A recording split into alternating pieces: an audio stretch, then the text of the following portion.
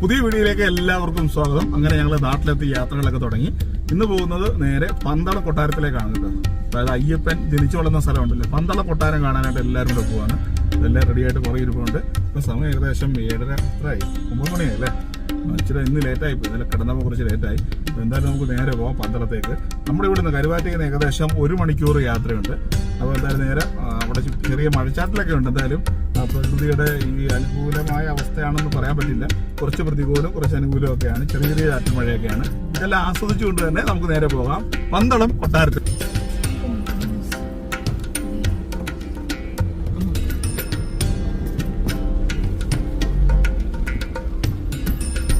അങ്ങനെ നമ്മൾ ഹരിപ്പാട് എത്തി കേട്ടോ. ഹരിപ്പാട് റോഡൊക്കെ വളരെ മോശമാണ്. കാര്യം ഇവിടെ പണി നടക്കുന്നതുകൊണ്ട് ഫുഡും കുഴിയാണ്. പിന്നെ മഴയും തിരക്കും ഒക്കെ ആയതുകൊണ്ട് നല്ല ഇതാണ്. ചെറിയ ചാറ്റൽ മഴ ഇങ്ങനെ പെയ്യുന്നു.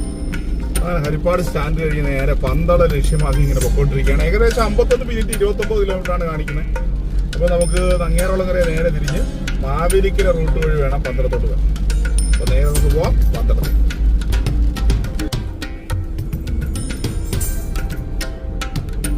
അങ്ങനെ നങ്ങേറുളങ്ങരയിൽ നിന്ന് നേരെ മാവേലിക്കരയ്ക്കുള്ള ലെവൽ കോഴ്സ് കഴിഞ്ഞ് പൊക്കോണ്ടിരിക്കുകയാണ്. റോഡിൽ നല്ല തിരക്കുണ്ട്. രാവിലെ ഇപ്പോൾ എല്ലാവരും ജോലിക്കൊക്കെ പോകുന്ന സമയമായിട്ടുള്ള നല്ല തിരക്കാണ്. പക്ഷെ ഇവിടെ നല്ല റോഡ്, നല്ല റോഡാണ് കേട്ടോ. സിംഗിൾ ലൈനാണ്, നല്ല റോഡാണ്. ഇങ്ങനെ പതുക്കെ പോകണമെന്നേ ഉള്ളൂ. ചെറിയ ചാറ്റൽ മഴയും അല്ലേ, ഭംഗിയൊക്കെ ആസ്വദിച്ച് ഇങ്ങനെ നമുക്ക് പോവാം.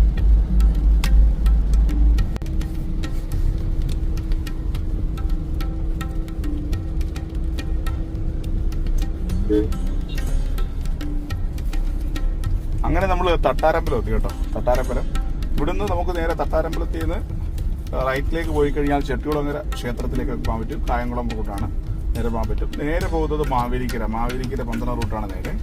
അപ്പോൾ അങ്ങനെ ഇവിടുന്ന് ഏകദേശം 36 മിനിറ്റാണ് കാണിക്കുന്നത്. 20 കിലോമീറ്റർ. നമുക്ക് സൗദിയിലൊക്കെ 20 കിലോമീറ്റർ ഓടി എത്താൻ ഏകദേശം 10 മിനിറ്റ് മതി അല്ലേ.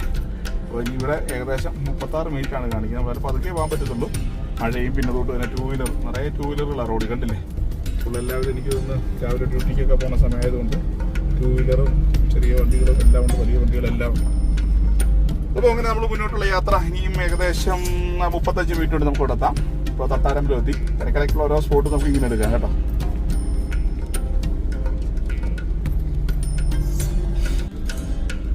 അങ്ങനെ നമ്മൾ മാവേലിക്കര എത്തി കേട്ടോ. മാവേലിക്കര എത്തി. ഇവിടുന്ന് നേരെ പോകണം. സിഗ്നലാണ്. സിഗ്നലിൽ നിന്ന് നേരെ പന്തള റൂട്ടിലോട്ട്. അങ്ങനെ നമ്മൾ തഴക്കര എത്തിയിരിക്കുകയാണ് കേട്ടോ. തഴക്കര ഈ കാണുന്നത് റെയിൽവേ ആണ്. കായംകുളം റൂട്ട് വഴി പോകുന്ന, അതായത് കായംകുളം കോട്ടയം റൂട്ട് വഴി വന്ന റെയിൽവേയുടെ അടിയിലൂടെയുള്ള യാത്രയാണ്. അപ്പോൾ നമുക്കിവിടെ 2 റെയിൽവേ ആണ് കേട്ടോ ഇവിടെ കടന്നു പോകുന്നത്. ഒന്ന് നമ്മളിപ്പോൾ വന്നത് ആലപ്പുഴ വഴി പോകണ തീരദേശ റെയിൽവേ, ഇത് കോട്ടയം വഴി പോകണമാണ്. ഇവിടെ ഇങ്ങനെ ഇത് താഴെ കൂടെ പോവാം, ക്രോസിംഗ് ഇല്ല. അങ്ങനെ നമ്മൾ ഇവിടുന്ന് തഴക്കര വഴി നേരെ ഇനി പന്തളം റൂട്ടിലേക്ക്. ഫ്രണ്ടിലൊരു വണ്ടി പോകണം കേട്ടോ, മണ്ണാർശാല പന്തളം. നമുക്ക് നേരെ പോകുന്നത് ചെങ്ങന്നൂർ റൂട്ടാണ് നേരെ പോകുന്നത്. ഇവിടെ നേരെ റൈറ്റിലോട്ട് പോയി കഴിഞ്ഞാൽ പന്തളം, ഇതിൽ പോയി കഴിഞ്ഞാൽ നേരെ പന്തളം റൂട്ടാണ്. നേരെ പോകുന്നത് ചെങ്ങന്നൂരാണ്. അപ്പോൾ ഇവിടെ വരുമ്പോൾ ഇത് മാത്രം ഒന്ന് നോട്ട് ചെയ്താൽ മതി.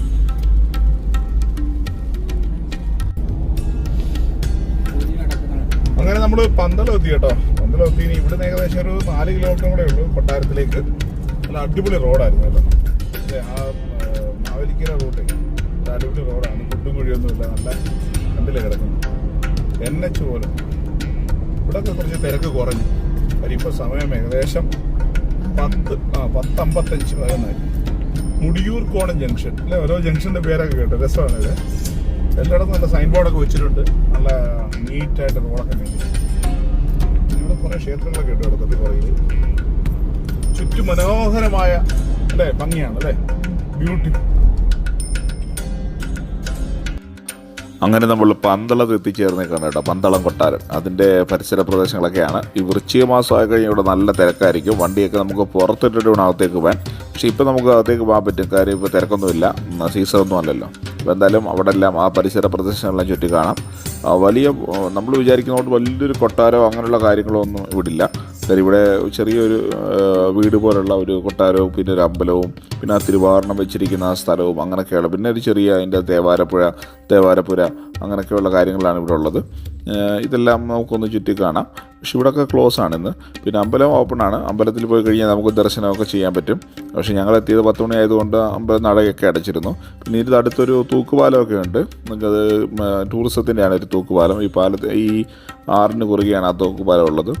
അഞ്ചക്കോവിലാറിൻ്റെ ഒരു കൈവഴിയാണല്ലോ, അപ്പോൾ അതിൻ്റെ കുറുകെയുള്ളൊരു തൂക്കുപാലമൊക്കെയാണ്. എന്തായാലും ഞങ്ങളിപ്പോൾ ഒന്ന് അമ്പലത്തിൻ്റെ സൈഡിലൂടെ നമുക്ക് ആ ആറിൻ്റെ ഒരു പുറകുവശമുണ്ട്, അതിലേക്ക് പോവാം. അപ്പോൾ അങ്ങനെ അവിടെ പോയി അവിടുത്തെ കാഴ്ചകളൊക്കെ കാണാൻ പറ്റും. ഇങ്ങനെ ആ കിഴക്കുനിന്ന് വരുന്ന ആ വരവൊക്കെ നല്ല രസമാണ് കാണാൻ. അവിടെ പോയി നിന്ന് ആ കാഴ്ചകളൊക്കെ ഇങ്ങനെ കാണുകയാണ് കേട്ടോ. വളരെ മനോഹരമായൊരു കാഴ്ചയാണ് അവിടെ നിന്ന് നമുക്ക് കാണാൻ കഴിയുന്നത്.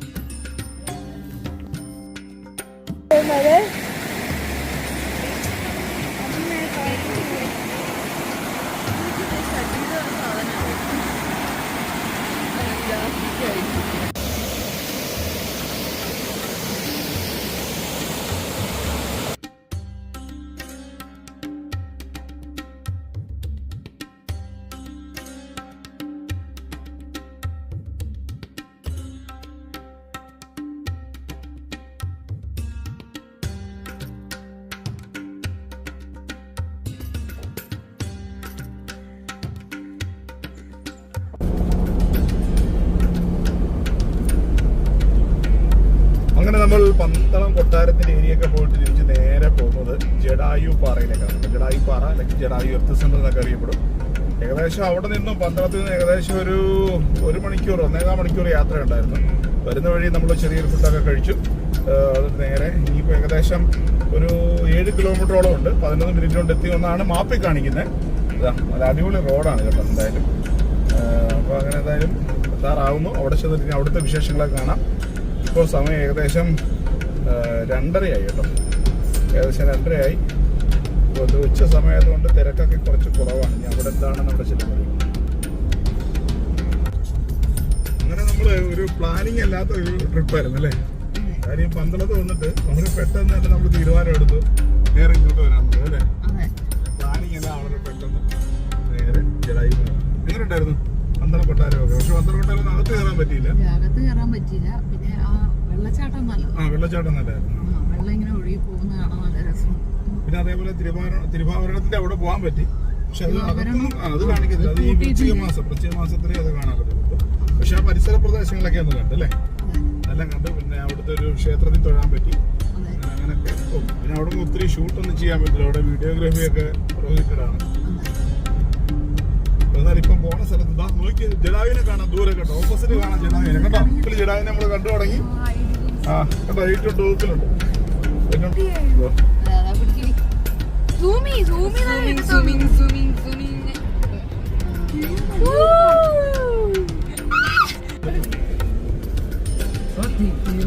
നമ്മൾ ഏകദേശം എത്താറായി കേട്ടോ.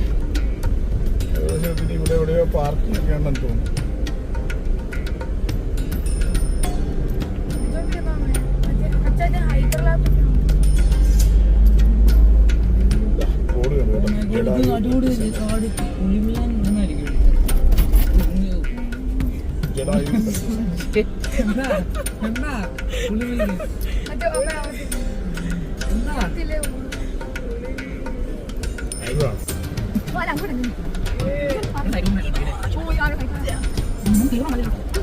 നമുക്ക് പാർക്കാം.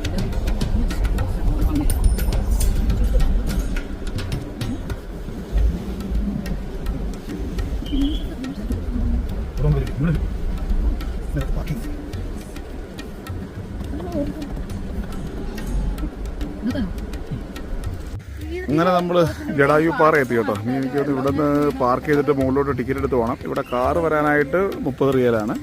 ഇവിടെ ഇങ്ങനെ പാർക്ക് ചെയ്തിട്ട് നേരെ മുകളിലോട്ട് പോകണം. അങ്ങനെ നമ്മൾ കാറൊക്കെ പാർക്ക് ചെയ്ത് നേരെ ജഡായു എർത്ത് സെൻറ്ററിലേക്ക്. അങ്ങനെ ടിക്കറ്റൊക്കെ എടുത്ത് നമ്മൾ നേരെ മുകളിലേക്ക് പോകാനുള്ള പരിപാടിയാണ്. ടിക്കറ്റൊക്കെ എടുത്തു. ഇനി മുകളിൽ ചെന്ന് കുറച്ച് ടിക്കറ്റ് എടുക്കണം കേട്ടോ. അപ്പോൾ ആദ്യം ഇവിടെ ഒരു എൻട്രി പാസ് ഉണ്ട്. അത് കൂടാതെ കേബിൾ കാറിൻ്റെ ടിക്കറ്റ് എടുക്കണം തോന്നുന്നു. അങ്ങനെ പ്രതീക്ഷിക്കാതെ വന്ന ഒരു സ്ഥലമാണ് കേട്ടോ. നമ്മൾ അല്ലേ തിരക്കുള്ള ഇവിടെ വന്നപ്പോൾ നല്ലൊരു ആംബിയൻസ് ഒക്കെ ഉണ്ട്. എനിക്ക് തോന്നുന്നു പന്തളത്ത് വിടുമ്പോൾ ഒത്തിരി കാര്യങ്ങളൊന്നും കാണാൻ പറ്റിയില്ല. കൊട്ടാരമൊന്നും ഇപ്പം കാണാൻ പറ്റില്ലല്ലോ. പക്ഷെ ഇവിടെ ജഡായുപ്പാറവിൻ്റെ പുറത്തുനിന്നേ കാണാൻ പറ്റത്തുള്ളൂ. നല്ല അതൊക്കെ കാണാം. ഇവിടെ നിന്നല്ലേ? ഓക്കെ, നേരെ നമുക്ക് ഉള്ളിലേക്ക് കയറാം. എനിക്കൊന്ന് ഇവിടെ നിന്നും ഇവിടെ ഇതിൻ്റെ ഇതൊക്കെ വെച്ചിട്ടുണ്ട് കേട്ടോ.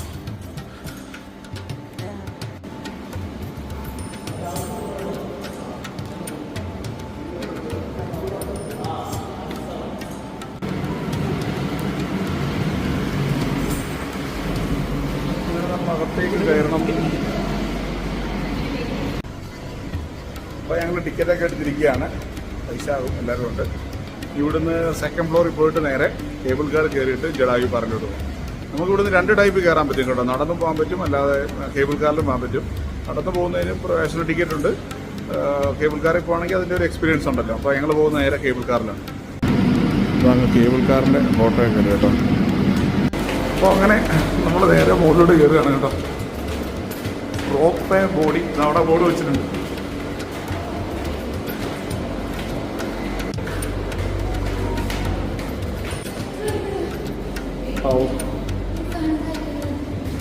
അങ്ങനെ മുകളിലെത്തി. നമ്മൾ ആദ്യത്തെ വാച്ച് മുകളിലോട്ട് പോകാം. അങ്ങനെ നമ്മുടെ രണ്ടാമത്തെ റോപ്പ് എക്സ്പീരിയൻസ് ആണ് കേട്ടോ. പക്ഷേ നമ്മുടെ രണ്ടാമത്തെ റോപ്പ് എക്സ്പീരിയൻസ് ആണ്. ഇങ്ങനെ ചരിഞ്ഞൊക്കെയാണ് കയറുന്നത്. ഇത് 3 എണ്ണം ഉണ്ട് കേട്ടോ. 3 അല്ല 4 എണ്ണം ഉണ്ട്.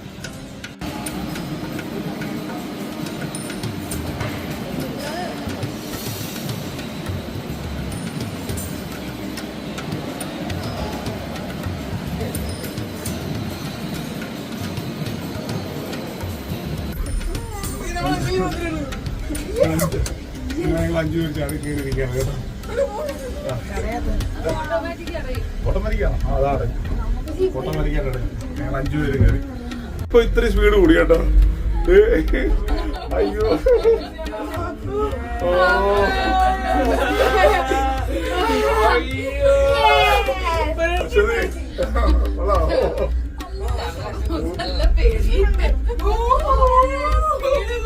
സ്പീഡ് കൂടി കേട്ടോ. താഴോട്ട് നോക്ക്, താഴോട്ട് നോക്ക്.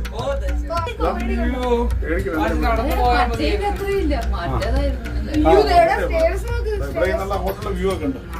അടിപൊളി വ്യൂ ആണ്.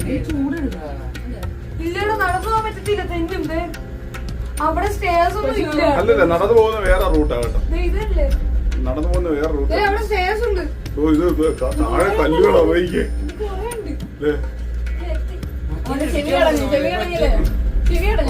നല്ല ഹൈറ്റ് കയറിയേ. നമുക്ക് ദൂരെ കാണാൻ പറ്റും കേട്ടോ. ഗരുഡനെ കാണാൻ പറ്റും ദൂരെ കണ്ടോ. എങ്ങനെയുണ്ട്? സൂപ്പറാണോ? അടിപൊളിയല്ലേ? തൊട്ട് നിങ്ങളുടെ പുറകെ ബാക്ക്ഗ്രൗണ്ട് ആരാന്ന് പറയാം. ഗരുഡൻ കേട്ടോ. നമുക്ക് ഫസ്റ്റ് ക്യാബിന് കയറി ഇത് കറക്റ്റ് ആയിട്ട് കിട്ടും. അതല്ല, അതുകൊണ്ട് അവിടെ ഹെലിപ്പാഡ് കണ്ടോ. ഹെലിപ്പാഡ്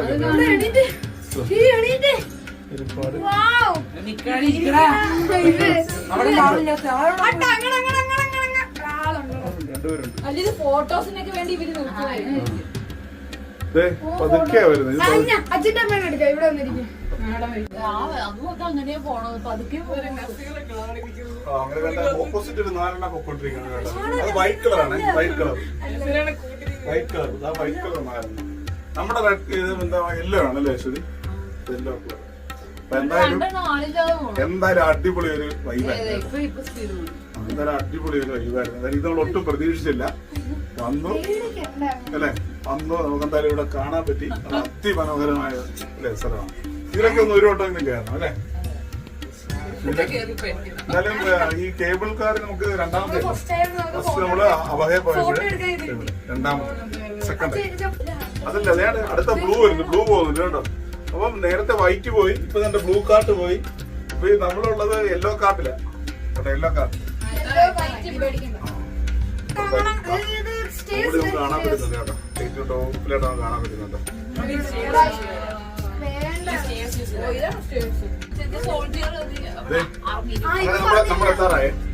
അങ്ങനെ നമ്മൾ എത്താറായി മുകളിൽ എത്താറായി.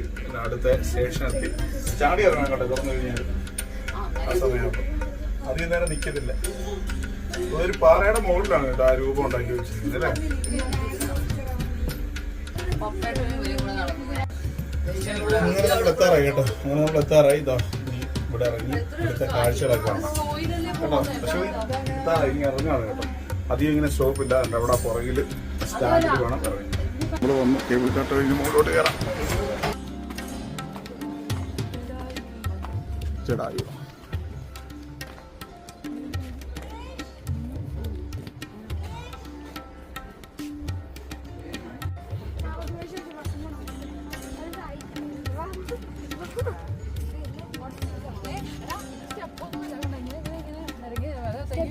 നമ്മൾ വന്ന ഇങ്ങനെ കേട്ടോ. ഗ്രീന് നമ്മുടെ യെല്ലോ കണ്ട് തിരിച്ചു പോയി കണ്ടോ. Yellow green yellow blue white.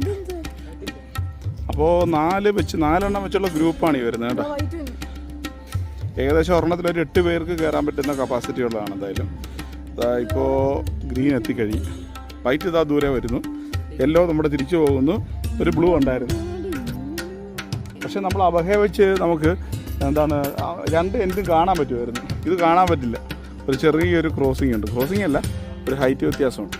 എന്തായാലും നല്ല അടിപൊളി കാഴ്ചയാണ്. കേബിൾ കാർട്ടൊക്കെ വരുന്നുണ്ട്. നല്ല രസമാണ്. എല്ലാവരും ഇങ്ങനെ നമ്മൾ വന്നത്. ഇപ്പോൾ ഇവിടെ നിന്ന് ഈ ജടായുവിൻ്റെ പ്രതിമയൊക്കെ കണ്ട് നമ്മൾ നേരെ തിരിച്ച് താഴോട്ട് പോകാം.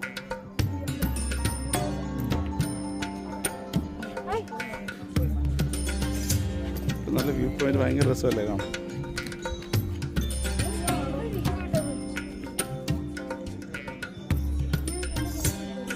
ദൂരെ ഒരു ക്ഷേത്രമൊക്കെ ഉണ്ട് കേട്ടോ.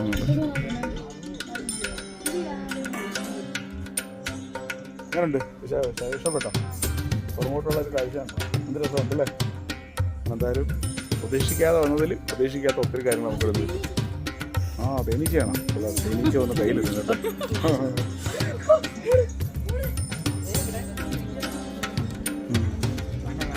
പക്ഷെ ഇതിൻ്റെ അകത്ത് കയറായിരുന്നു നേരത്തെ. അതിപ്പോൾ ലോക്ക് ചെയ്തേക്കുക. എന്തോ അവിടെ വർക്ക് കിടക്കുന്നതിന് നോ എൻട്രി ആണ്. ഇതിൻ്റെ അകത്ത് പണ്ട് കയറാൻ വരും. എൻ്റെ പാറയ്ക്കുള്ളിൽ നല്ല നീറ്റ് ആൻഡ് ക്ലീൻ ആണ് അല്ലേ ഫുള്ള്.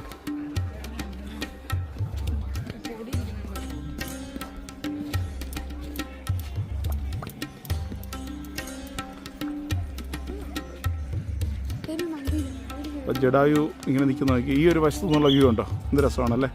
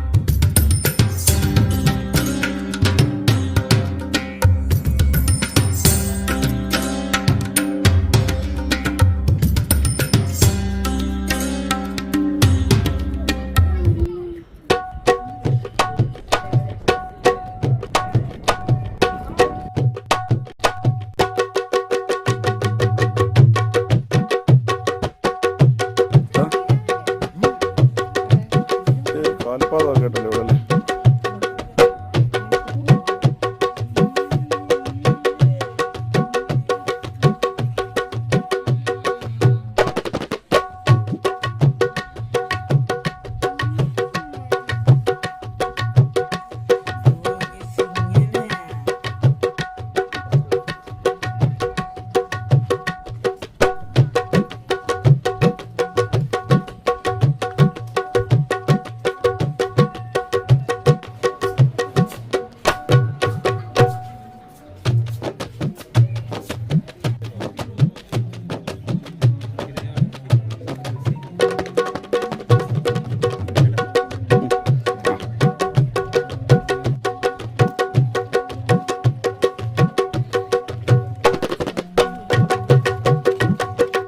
ജടായു ശില്പത്തിൻ്റെ സവിശേഷത കൊടുത്തിരിക്കുന്നുണ്ടോ? നിലവിൽ ലോകത്തിലെ ഏറ്റവും വലിയ പക്ഷിശില്പം. 200 അടി നീളം, 150 അടി വീതി, 75 അടി ഉയരം. Medium concrete. ശില്പത്തിനുള്ളിൽ ഉപയോഗപ്രദമായ സ്ഥല സൗകര്യം. ശില്പത്തിനടിയിൽ നമുക്ക് കയറാൻ പറ്റും കേട്ടോ. 15,000 ചതുരശ്ര അടി.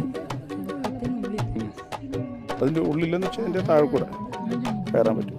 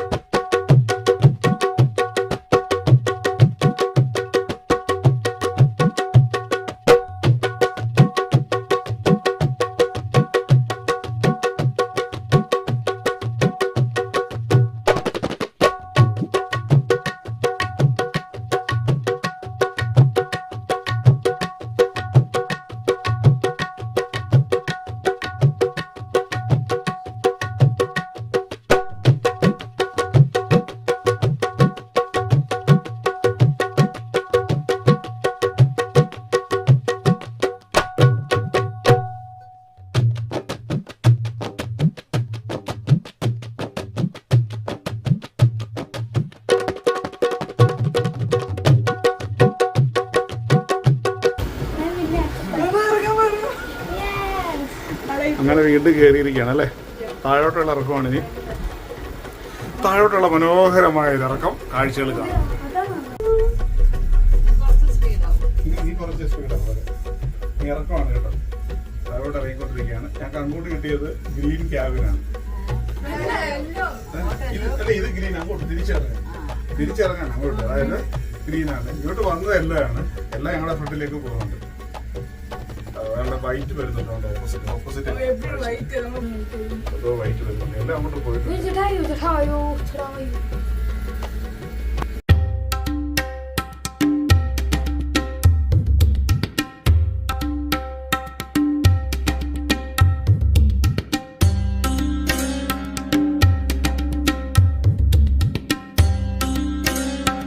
അങ്ങനെ നമ്മളിവിടെ താഴെ വരുമ്പോൾ നമുക്ക് ഫോട്ടോ ഒക്കെ കിട്ടും കേട്ടോ. അപ്പോൾ നമ്മളെടുത്തിരിക്കുന്നത് ഈ ടൈപ്പ് ഒരു ഫോട്ടോയാണ്. അവിടെ ഫോട്ടോ വരട്ടെ. ഫോട്ടോ വന്നിട്ട് കാണിച്ചു തരാം.